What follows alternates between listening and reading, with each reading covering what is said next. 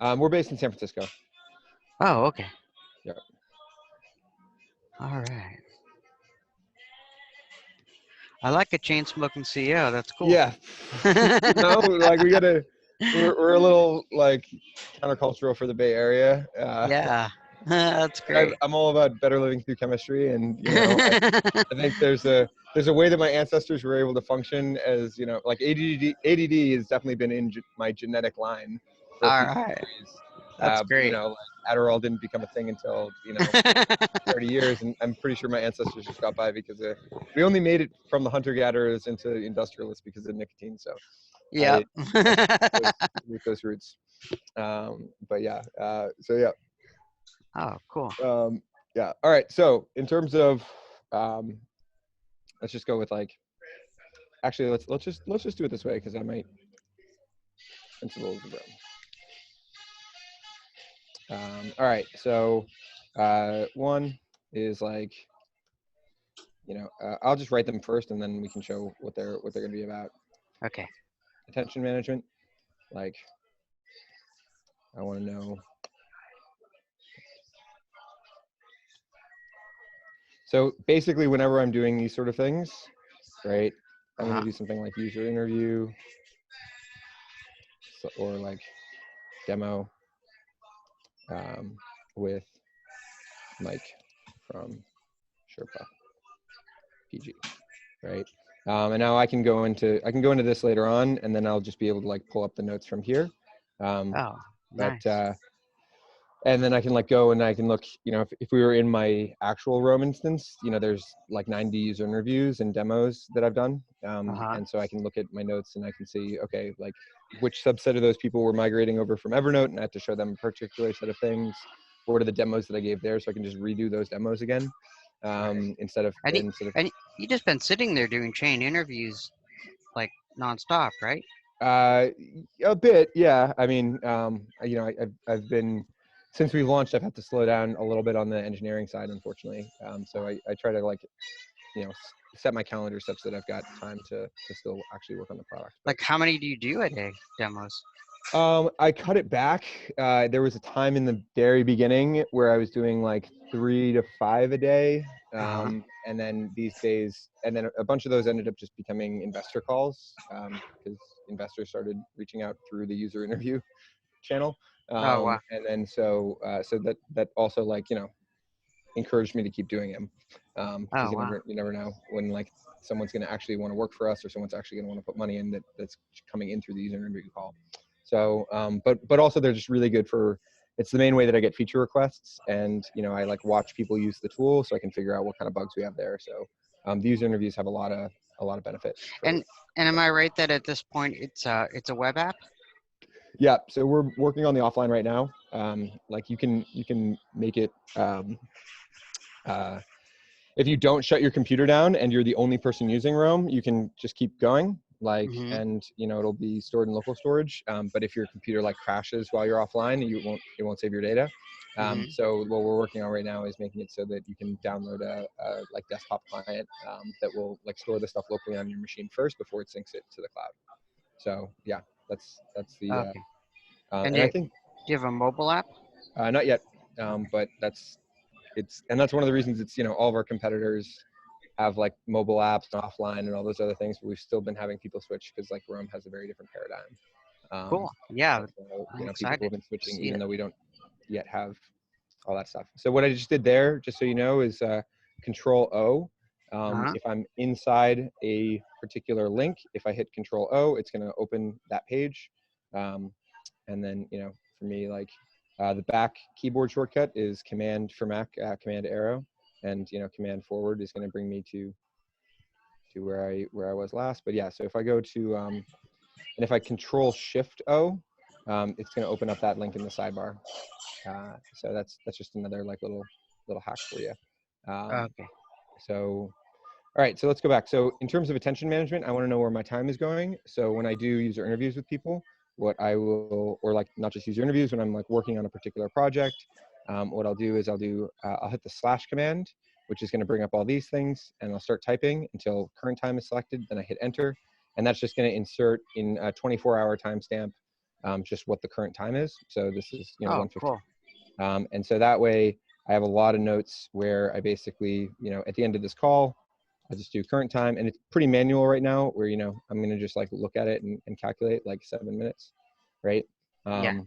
And so, you know, that way I can look across all my user interviews and I can just get a quick sense of like how much time I spent in each of them. Right. Yeah. And I could like do things like, you know, from, you know, what date is today? The 20th. So like I could say from here to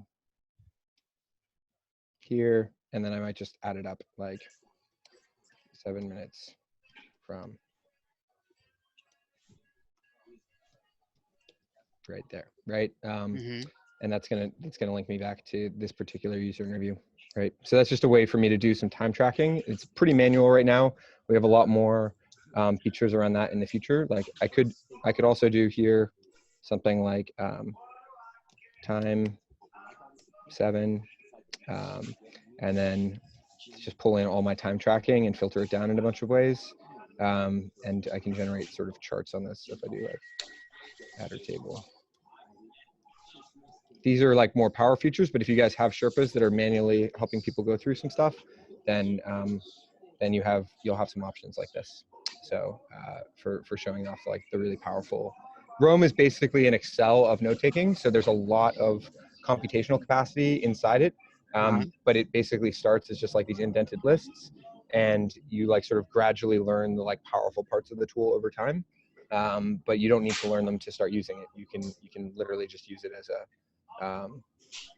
an indented list at first, for just like outlining stuff. But yeah, Interesting.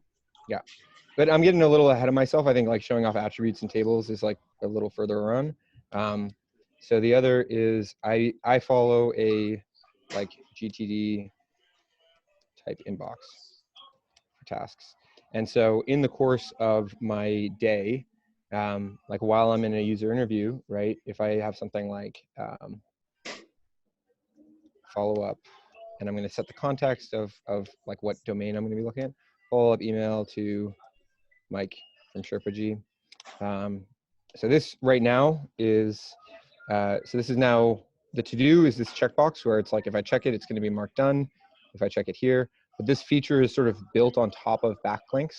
So whenever I hit, you know, Command Enter, or if I like, you know, right click and I say, right click on a bullet point and I say make to do, right? It's going to give me this checkbox, but it's also creating a link to this to do page. So if I go visit that to do page, I can just see all of my to-dos. Right now, these are filtered to remove the ones which have been scheduled or placed on my someday maybe list. But if I, you know, show those, like, so this is going to show off, you know, my demo of showing off to-dos from December 4th, which is, you know, if I unclick those, they're going to both appear in here. The workflow that I tend to go through is to-dos are an inbox, right, of like uncategorized things. When I have, you know, we follow this sort of getting things done principle of like, if it takes less than 5 minutes, then I'm just going to do it. So, but if this email to you is something that like, you know, I can't do until tomorrow, then I'm just going to hit slash and do tomorrow. And then I'm going to, you know, just say that it was scheduled. So that way I can just remove the things which have been scheduled from my inbox. So my inbox is only going to show off the stuff that I haven't scheduled. So if I want this to hit my attention again on like December 22nd, then, you know, I just hit slash, pull up the date picker, and then it goes there. And now when I go to the December 22nd page, it's a linked reference here. So when I first start taking my notes for the day, I've already got my to-dos that I've scheduled from the past right here. So that way I just automatically have all my to-dos for that day that I like know I need to look at, just like right here. So similarly, if I want to do something like, you know, like this is going to be, if I want to make a page for week of, like, you know, week of December 5th, and I want to just like have this in sort of my like review notes, I can have my, you know, week of December 5th notes here. And I can like tag those things for like a weekly review or something like that. And that sort of shows off how like pages can be made out of other pages. But let's go back. So yeah, so here if I like, if I now say that thing has been scheduled, then it's just going to, then if I go to the to-do page again, which I'm going to Command U, open up here, go to to-do, and it's, it's not going to be there because it's been scheduled. So as soon as,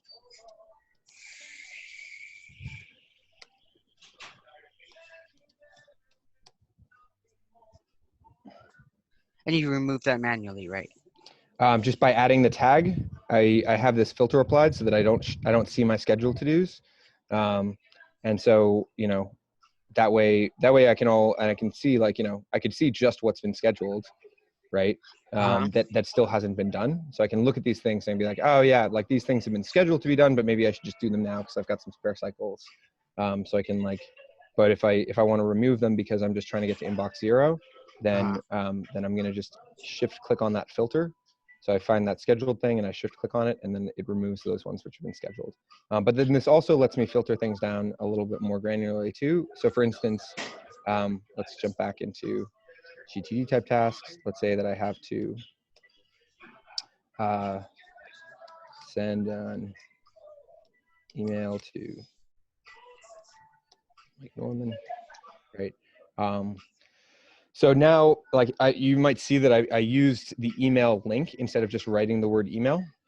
So what this means is that I can just jump when I'm in my email inbox and it's like time for me to write some emails and I've got some important emails that I need to remember to send.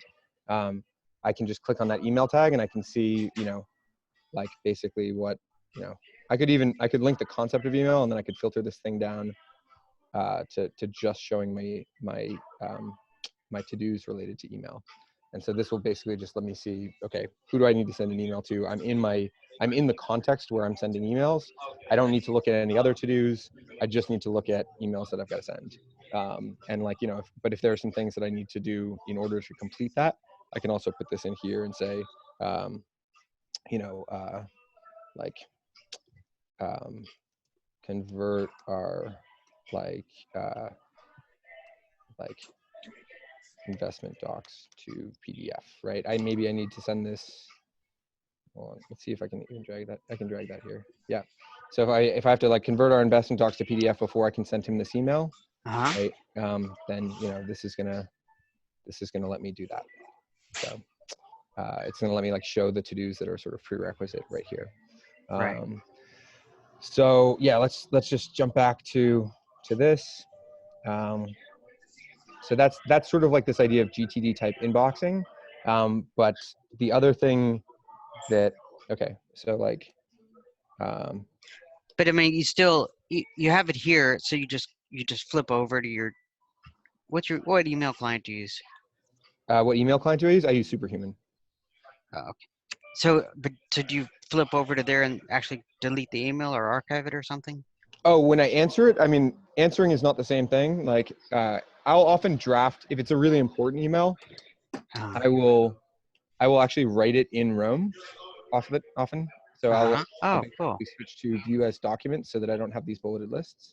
Let me jump in here. And so command period is going to zoom in. So here, because I don't want to have like, so I say like, hey, Mike, here is our term sheet.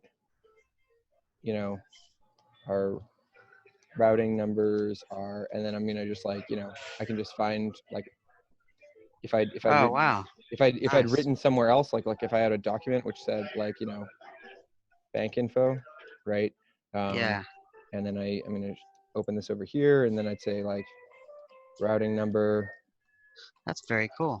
111, Yeah. account number 2222. And so I could say, hey, Mike, here's our term sheet. Our routing numbers are, Wow. and so then That's pretty cool.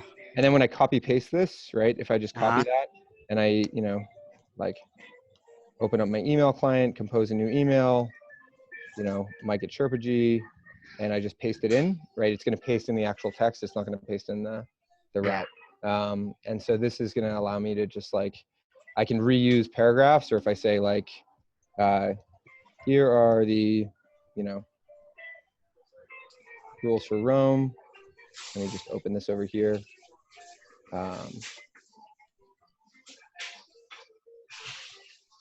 Copy,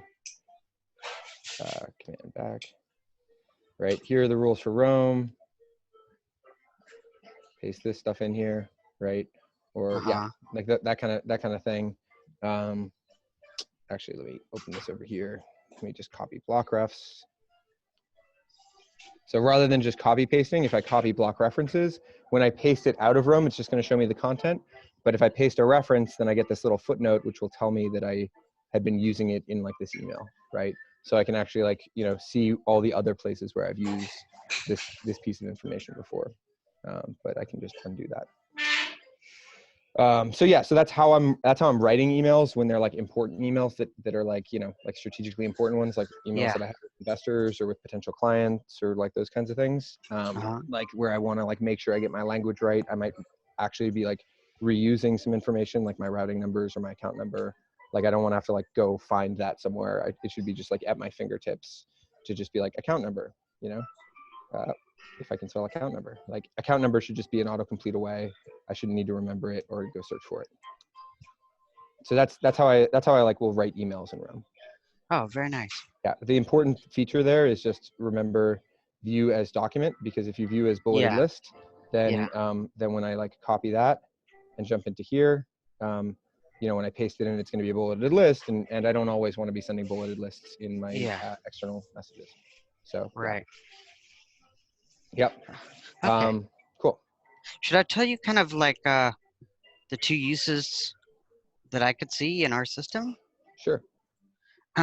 Well, one we so for like we're kind of anti to-do list.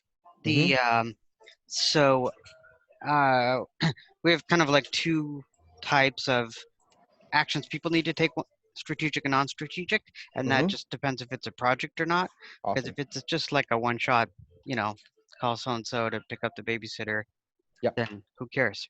I mean, you know, like you might have to do it, but then so they're the we do it, you know, they could have a pad, they could throw a little to-do list. If they're using Outlook, they can just hit the little button, make it to do. Usually we like to kind of get them in the habit of just using Siri or something and integrate that kind of list. But then more importantly, we have like a really, we paid this programmer in India. Well, I mean, obviously he's a brilliant guy. And he wrote a app using Excel and VBS and stuff. And where somebody puts in their goal, you know, he puts in what they need to do, and then it kind of takes them backwards. And it's like, well, what's the whole point of this? What you know the whole point of running 20 minutes three times a week is you know, I'm getting ready for this marathon. What's the whole point of the marathon? Well, that's to get fit. And then, so we have this like objectives, which leads to something like a SMART goal, but they're not really SMART goals. And then to a project, and that way, you know, and it could be like, you know, change the sales department, get a better relationship with my son, whatever, you know, the executive we're dealing with is. And sometimes they're not, you know, sometimes they're not like big companies. Sometimes they're solopreneurs or just, you know, small companies that are just profitable and that kind of thing. But the and anyway, the point is, this thing only really cares about you know, why you're doing it, and what's the next task, kind of in a GTD type of way, and then that next task appears in Outlook. It automatically, you hit a button, it syncs into Outlook. If they're using Outlook, we've got versions for Mac for different configurations, and then and then there, you know, the studies show if you specify when you're going to do something, your odds of doing it double. If you specify where and when, and maybe what you're going to drink when you do it, that weird thing came into through the research. Oh, that's awesome. Then your chances go up 3 times. Wait, hold on. You move a little slower there. If you specify when you are going to do something. So this is, I'm going to just claim this as like, put this in a category of productivity science, right? Or like cool. productivity research, right? Do you remember what paper or like where this was Like, Yeah, this came out of a study of what used they changed their name. It used to be called ASTD, the American Society for Training and Development. Now they're called AST. And if you email me, I bet I can dig up the link. I'd lost it for many years, but now that I'm writing a book, I think I hired enough outsourced people, and I think one of them found it. I cool. can't remember. I have so many citations of dealing with. Cool. Um, Yeah, so so now, as you can see, what I just did is I just referenced my task that I already had in here of follow-up email to uh-huh. Mike. So if I Yeah. go visit this follow-up email, I'll just see that, oh, I'm supposed to ask about this. I'm supposed to ask about this claim. If you specify when you're going to do something, your likelihood of doing it doubles. Source used to be called AST, and now I've got this place of where I'm ASTD. ASTD. Okay, great. Yeah. So, um, and so I want used to be called ASTD, now called AST, right? Yeah. Great.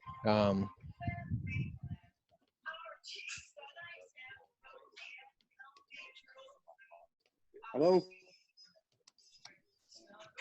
Oh, there's somebody named Travis here. Is that your next? Oh, hey, Travis. Travis, Hey. do you mind? Do you mind if we push back a little bit? Unless Mike, do you mind? I don't. Travis? No, no, I don't. I don't care. Or if you even want to reschedule with me, because my Oh stuff's no, kind of Travis. specific. I'm giving a particular demo to Mike. Do you want to just like sit in and listen in? Because I imagine you might have some of the same questions, or Happy to, yep. great, awesome, cool. And just so you know, Mike is recording the call. Yeah, it might be. So just know that he'll stop once we're Yeah. done. Yeah. Sounds good. Awesome. Thanks. Cool. So yeah, so if I jump back to here, right, and just Mike, so you can see like the thing I've been talking about so far is like how, you know, I use Roam for a lot of time tracking behavior, Uh-huh. and so so far we've had 24 minutes, right? And I'll put stuff into a bunch of different categories, and some of the stuff we've been talking about so far is like how I'll use Roam for even writing emails. So if I have information that needs to happen a bunch, it's like just at my fingertips, and I can copy paste it into my email client. And I use it for all sorts of like GTD type tasks where I can schedule something and then remove that from the inbox of to-dos. But then I can also say like, okay, show me all the emails that I still have to write. And then, if I check those off, then they'll be removed Right. from the email to-do list. But the thing that you were talking about, Mike, a second ago was this idea of, so I'm going to say this is sort of like the third thing within Roam is sort of like, charting out large projects, right? Which basically relates to this idea that you had of, which I called creating a reverse dependency graph in Excel, right? So here I'm just talking about how, this idea in Roam relates to this idea from Sherpa-G, right? So Okay. I've just connected this. So, I can shift click this and like pull up the context where you were talking about this idea really easily. Yeah. Or if I go visit this link, again, it's like down in the linked references, and I can sort of jump back up and see the principles of Roam, and I can see how these two ideas were connected, even though they were not Very written cool. in this outline, right? So yeah, so you were talking about like creating this reverse and then just so you know, I've got my keyboard set up so that it'll show you the shortcuts that I'm using. Yeah, I noticed that. Yeah. Nice. So that's Control O is going to just navigate me to a block. Blocks are every bullet point in Roam has a unique identifier. That's how we're able to, like, as you can see right here, that's how we can embed blocks in different locations Oh, and okay. build relationships. And those are globally unique, so they're unique not just within the database, but across all databases. And so that's going to be useful for people like sharing information and building off of each other's knowledge graphs. But so yeah, the thing you were talking about with like, building this dependency graph is, you basically want to start from Y, right? And then work backwards. Yeah, into, I usually start from the next action, and okay, I find out what their sitting time is in the storm and out of the storm. In okay. the storm, it's usually 15 minutes. Out of the storm, I kind of use Cal Newport. Are you familiar with him? Yeah, So, they might have 45 minutes or an hour, which is, I'll either have them sequester themselves somewhere, or it'll be at, early in the morning or whatever their biological prime time, yep, away from the office. They make a commitment that they sign not to check email before 10 a.m. or whatever we decide, and we kind of do these deep work slots, and then yep, they just drag over, like if it were out, like they were just, or even Gmail, they would just drag over those tasks into that slot. We meet once a week basically, and that's when they do this process. We meet once a week for an hour. cool.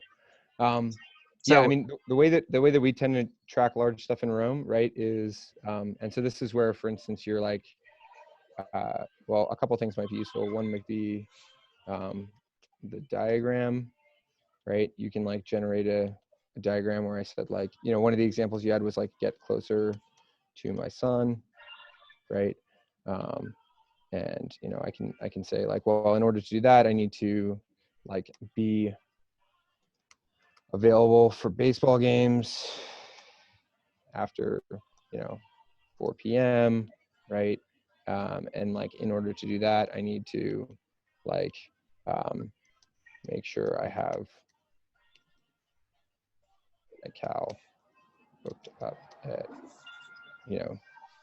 4 p.m., 3 p.m. And then I'm going to make this sort of like a daily habit, right? uh-huh. Um, and so I can sort of create these like dependency graph type things. This is one way of doing it, of just like Wow, thinking about it, right? So that's that when really I like nice. go into my like daily habits, right, I can actually just sort of like jump back up and see how Wow. this daily habit of like make sure I have my Cal booked up at 3 p.m. is there, and I could say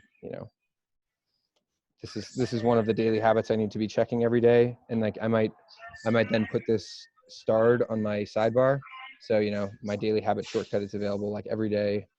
I'm just gonna like open up my sidebar, shift click on daily habits, so I can, oh yeah, make sure I'm booked up at 3 p.m. So, and like, oh, why do I want that? If I jump to it, I like might want that because it's gonna allow me to get closer to my son, and I can quickly see that Yeah. context, right? So Okay. um so that's one way, but then also I might just make a page for this, where if I've got some like uh like I've got a big Wow, it's strategic project. pretty robust. Yeah, it's there's a lot in here, like I said, Yeah. and so that's one of the reasons where I'm like, if you guys are basically doing coaching, and you're like, I remember seeing on your website that you're not trying to teach people any of these tools, but this is a place where like most of our power users basically live in Rome. Like they spend the bulk of their working day in Rome, and they're when they're writing external messages, they're sending that stuff back. They might be jumping into Excel sheets and stuff here and there, but like or programming, but like they're doing a lot of all their knowledge management workflows happening internally, and so yeah, so that's it does have a pretty significant boost on like stress reduction and increasing productivity, because you can keep these things sort of organized this way. Yeah. But yeah, like the other way that there's a bunch of other ways that you might chart out a large project. If I go back to, I gave a similar demo a while ago. In this case, I was like just building a knowledge graph of like, let's say I'm designing a curriculum, and I've got, these are the 3 intro courses, but once you've learned 1, you can learn 1A. Once you've learned 1.1 and A, you can learn 1.1A. So now if I Wow. click here, I could put all my content for 1.1A. I could have a whole,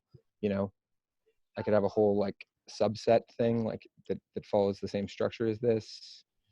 Like inside, like I could do this thing recursively, and the components of 1.1A could be a whole other set of maps like that. But then I can also see like, okay, like, from here, what were the things I needed to get to 1.1A, I needed to follow this path. If I zoom in, I can sort of see the path that I needed to complete to get here. But then I can also see that, well, okay, from here, now I've got these other things available, right? Yeah. Once I've learned 1.1a, I'll also need to learn 1.2x, and then that's going to have a different path than 1.1a in terms of learning, right? 1.2x is going to require me to have learned x. X is a base unit, but I can do all that sort of stuff, and I can also like be tracking things like, for any given student, what is the, what are the amounts of levels that they've completed and this kind of stuff. Right. And if I jump back here, I could like generate a table from that. I think I'm going a little fast though for you. So No, I mean, obviously I couldn't sit down and do it, but I kind of see the possibilities.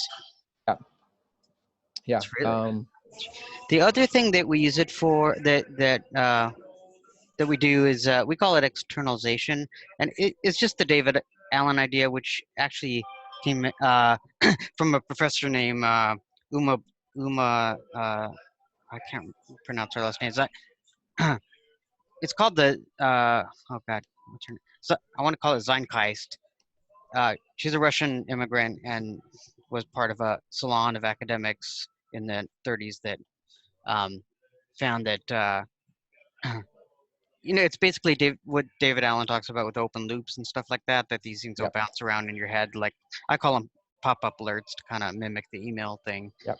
And so I have people, um, uh, take their iPhone or just constantly they think of something, just put it down, just put it down, just put it down. Yep. Just keep your head empty, and then later, I'll have them, okay, well, this is just archival material.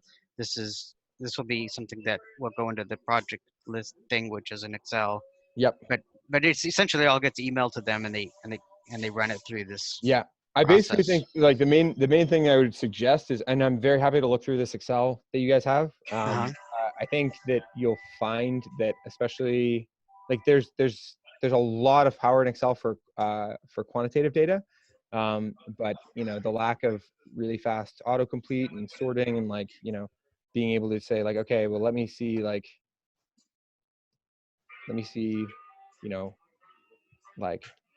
in my claims, let me filter the claims and see only the ones that relate to pop-up alerts, right? And like this is stuff that's just like a little tricky to do with Excel, especially fast, right? Yeah. Or like let me see like only the claims that relate to Mike from Sherpa G, and I can just pull up all the claims that you've got, and Yeah, like and those. that we don't use Excel for. We use whatever they have, which is really only Evernote, OneNote, and once in a while they don't have anything, so we'll have them use Apple Notes if we have to. Yep. So I think there was somebody out there that had to work something called building the second brain or something. Yep.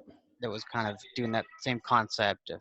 Yeah, it's just that their tools don't allow you to treat things at the level of idea or at the level of task. They're organizing things according to files. And the thing that we have is like, in the example I gave you about emails, right? Like, yeah, like, if I'm in my email inbox, right, I want to see all my to-dos that are relevant for that context, Oh, I see. So if they're all in my to-do file, like I have to just control F through my to-do file to find my emails. It's inconvenient. So Yeah. like it's much stronger if I can just say like, okay, these are, this one isn't done, but let me just see the to-dos that relate to emails, right? Okay. So yeah, having that multiple overlapping taxonomy is pretty handy. So yeah. Yeah, this seems like it'd be much more robust than Evernote or OneNote for that. Yep. Cool. Yeah. So let me hop back. Any other any other like quick questions you got? No, I'm gonna review this video with my business partner and see if something we can recommend to people.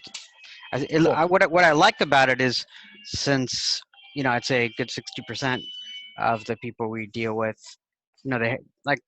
I definitely prefer Evernote over OneNote because OneNote enforces structure. Yep. But since this is a web app, they're probably not blocking it on their firewall like they do Evernote. Yep. So this would be like really easy to be like, okay, well, let's just jump into here. Yep.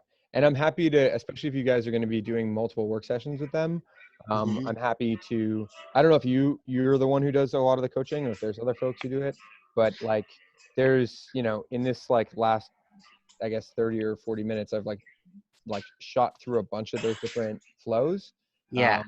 But I'm happy to go through each one of them in like a little bit more depth and answer specific questions once people have had, like, because there are all sorts of questions of like, what are the kinds of things that I want to be making a link out of, right? And for me, it's like, is it a context in which I'm going to be doing work? Then it gets a link. If it's like an I like idea that. that I'm going to review over time, like if I'm looking at a bunch of like core principles from a few different companies, like, and I want to look at like the principles of Rome and compare the principles of somebody else, like I want to do that. If it's a company, I'm going to like tag the company, like Mike from Sherpagy, right? And I say, Yeah, I look. It's almost like things are auto tagged. oh, there's a lot of auto tagging that can, these unlinked references are also going to just sort of look through here. Like links can be, they can be inside a single file. So I can have Mike from Sherpagy and have that, appear underneath Sherpagy, right? But like, I can also go and like remove that. Okay. Hey, just two quick questions. Sure. One, is there any way to like email into the system? Not yet. That is a thing that we are like working on. Okay. There And then the other question is the